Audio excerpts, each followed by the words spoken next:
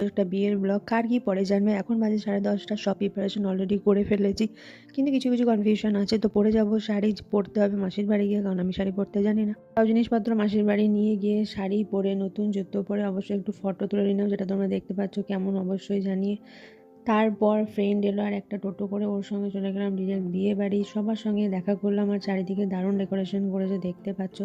তারপরে দেখা টাকা করে গিফট টিফট দিয়ে চলে গেলাম পকোড়া খেতে। ভেজ পকোড়া খেয়ে আমরা একটু চারিদিকের ভিউ নিলাম, যেটা দারুণ সাজিয়েছে, উপর থেকে খুব ভালো লাগছে যতটা দেখাতে পেরেছি। ভিউ নিয়ে বসে পড়লাম লাঞ্চ করতে, যেটার আইটেম খুব ভালো করেছিল। তোমরা ভিডিওটা ওয়াচ করে দেখে নাও মেনু কার্ডটা।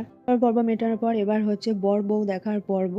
তো এখানে হচ্ছে এই যে হলো বউ, আর ওই দিকে বসে আছে বর, যেটা তোমরা ভিডিও শেষ অবধি ভালোভাবে দেখতে পাবে। আমরা বেশিক্ষণ থাকিনি বিদায়ের অবধি, কারণ সন্ধে হয়ে যাচ্ছিল। কিছুক্ষণ পর দেখা দেখা করে ওদের সঙ্গে একটু ফটো তুলে কথা বলে বেরিয়ে চলে আসি। ভিডিওটা ভালো লাগলে লাইক করো, কমেন্ট করো, সাবস্ক্রাইব করো। দিলেন বাই।